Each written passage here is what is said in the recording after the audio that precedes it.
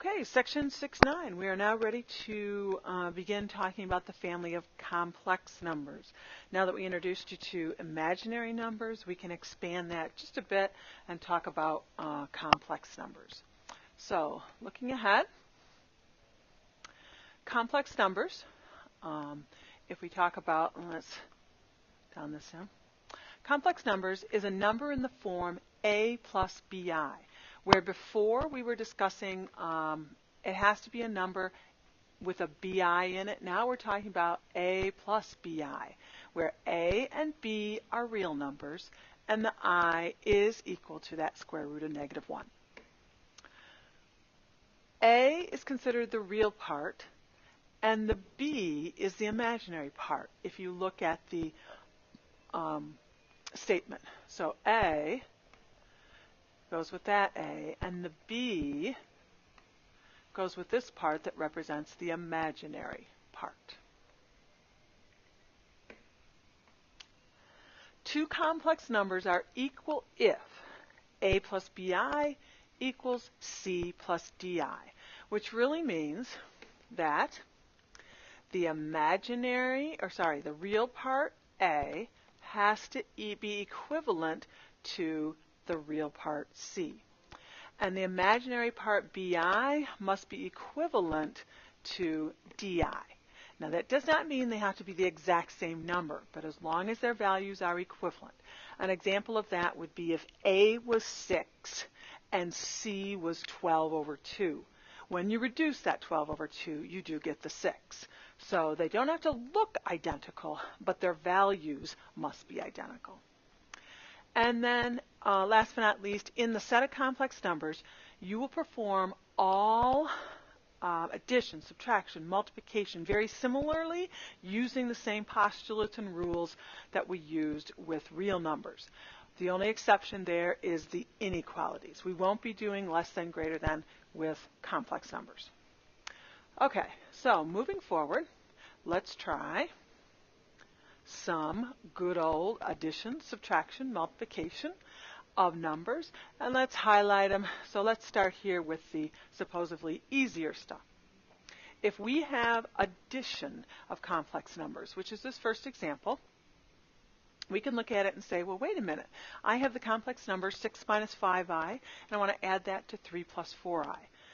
In order to do that, the rule is add the real part with the real part, the imaginary part with the imaginary part, including looking at the signs. So here we would go. 6 plus 3 is 9. A negative 5i added to a 4i is a negative 1i. If you choose to write it as 9 minus I, that would be equivalent. You don't have to have that 1 there to hold a place value or anything. Okay, so addition. Reals plus reals, imaginaries plus imaginaries.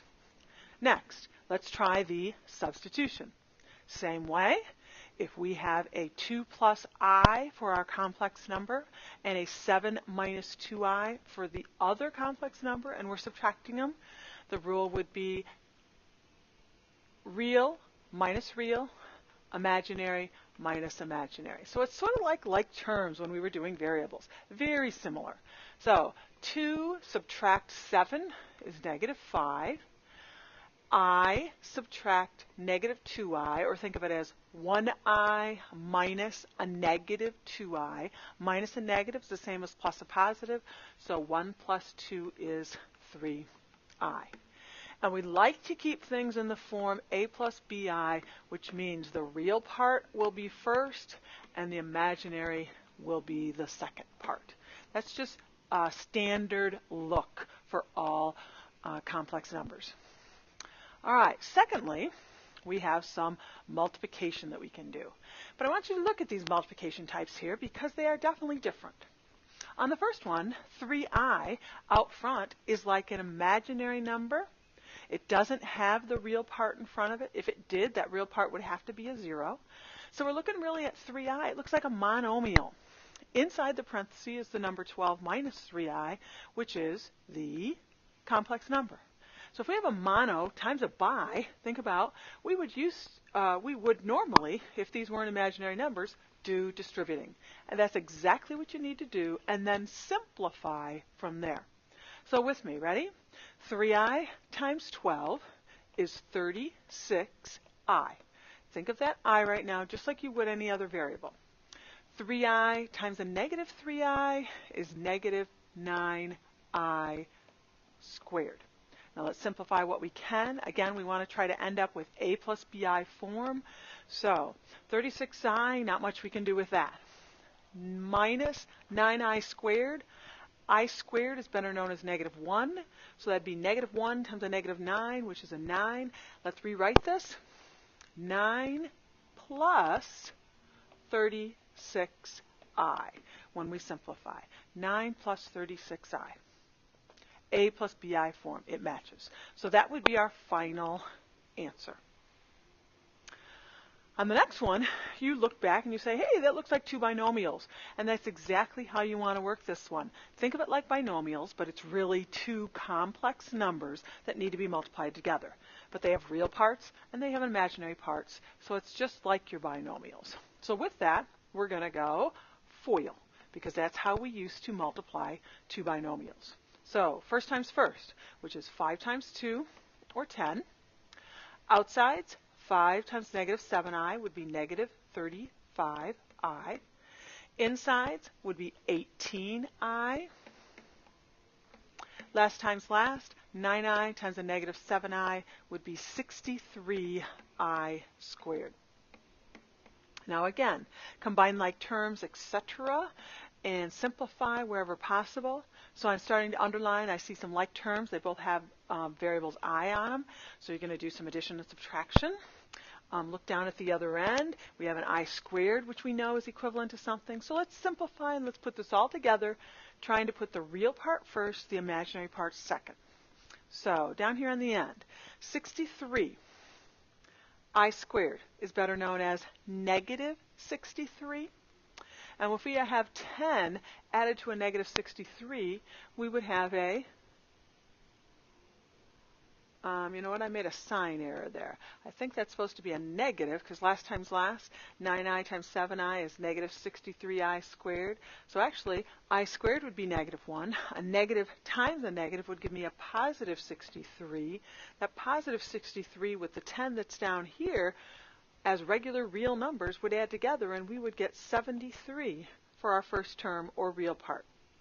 Added to, look at your i's, the imaginary part, a negative 35i plus an 18i definitely leaves us a negative 17i. If you'd like to write 73 minus 17i, that would be the same thing. That would be your final answer. So look at these real carefully. Most of the time when we were adding, we stayed within the complex number system. When we were subtracting, same thing. When we multiplied, we ended up with a complex number. But the question is that always going to happen? So that's a next choice. So look at this combination. It happens to be an imaginary number multiplied by an imaginary number, but they're so close to each other. Take a look.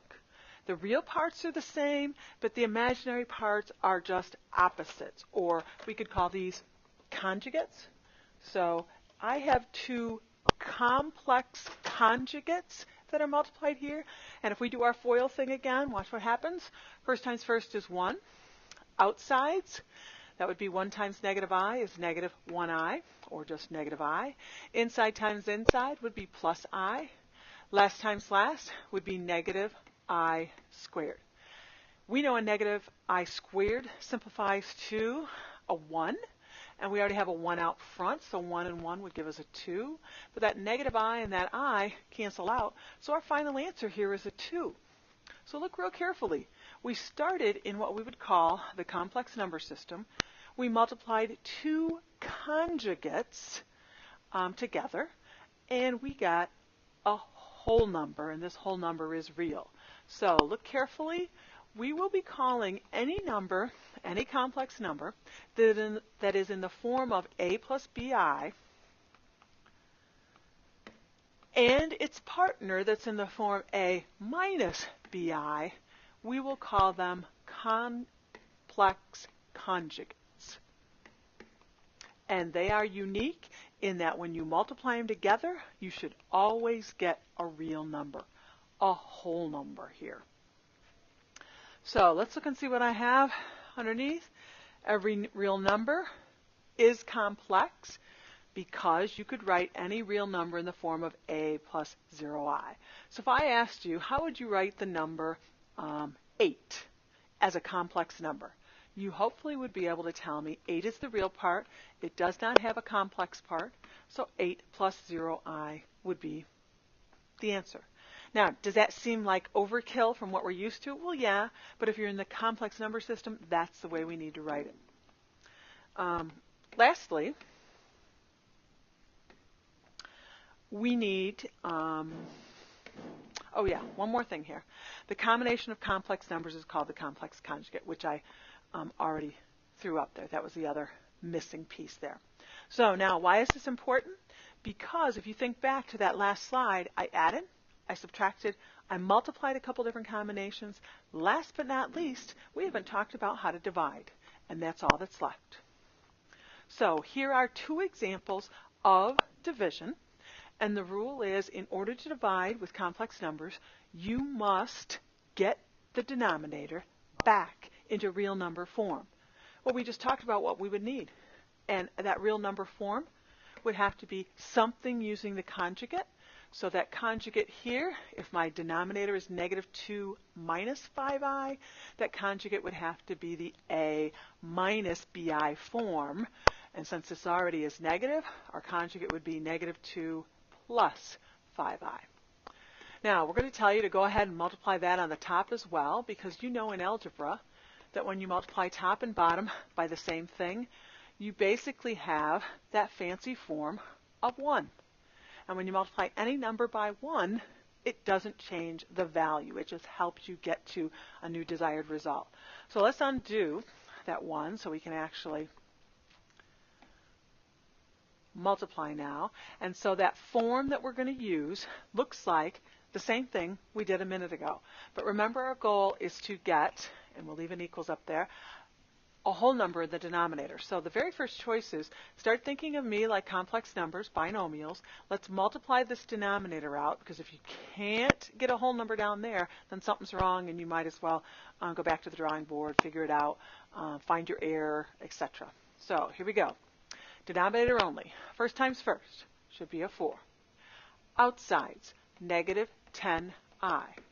Insides, +10i. Last times last, -25i squared. Simplify me. Well, we can see right here that the i's cancel. The -25i squared turns into +25. With the 4 added together would give us a denominator of 29. That's exactly what we're looking for. And so our denominator is now going to be a 29. Now let's go ahead and multiply the top. You're hopefully noticing that they are not conjugates, so we're probably going to have some things left over there. But we still should be able to do some simplifying. So first times first, -8. Outsides, 20i. Insides, -2i. Last times last, plus 5i squared. Again, interesting enough, we can simplify that. Let's do the real part first, which would be 5i squared is really -5. With the -8 out front would give us a -13 for the real part. The imaginary numbers, 20i subtract 2i, leaves us as 18i. So we could leave it just like that in fraction form, except for when the directions say write in a plus bi form. If it says, like this one does, write in a plus bi form, then we must separate it. Take that 13 and put it over that 29, that denominator separately, plus the 18i over that same denominator. So now it is separated. The real part would really be the fraction -13/29. The imaginary part would be that 18i over 29.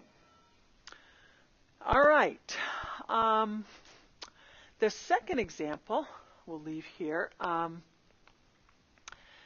The denominator doesn't look like a complex number, but you still should be good because you need to think of it. What is 5i? 5i is really 0 plus 5i. So its conjugate would be 0 minus 5i. And since we have to multiply by that conjugate, if you don't want to go 0 minus 5i, yes, a negative 5i could be a shorter form. And again, we have to do that on the top and the bottom to simplify this. This one's going to be a little nicer because there's not so much multiplying to do. But here we go. We want to make sure the denominator comes out to be a whole number, a real number first. So 5i times negative 5i is negative 25i squared, better known as 25. Up on top, we have a complex number, 20 plus 15i, times by that negative 5i. So that's sort of like a monomial times a by. So we have to distribute. Here we go. Negative 5i times 20 is negative 100i. 15i times the negative 5i is negative 75i squared. Simplify there. We know I squared is negative 1, so that negative 75 times negative 1 is a positive 75. Put it in the A slot, or the real number slot, and then minus 100i would come next. Keeping it all over 25, that would be fine except for, again, a plus bi form. Now in this case, when you separate it, you're looking that, hey, you have normal regular fractions, and those fractions can be reduced, unlike our last example where 13 over 29 did not reduce and 18 over 29 did not reduce. This one does. So when we finished, start thinking, okay, 75, 25, there's a whole number, 3 over 1. 25 into 100, again, another nice whole number. But just after you reduce, you still must leave it separated in a plus bi form. So our final answer should be 3 minus 4i. So our final answer, if you want to put that over 1, you can, but it's not necessary. So our complex number, after we divide, is 3 minus 4i.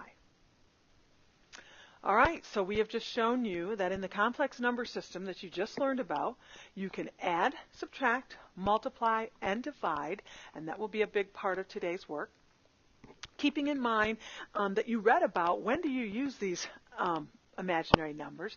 Obviously, we use them in the quadratic formula is 1, but for those of you who haven't explored it yet, in electronics, when you're trying to build a circuit, parallel circuits, series circuits, you're going to be using negative and imaginary numbers to figure the circuitry.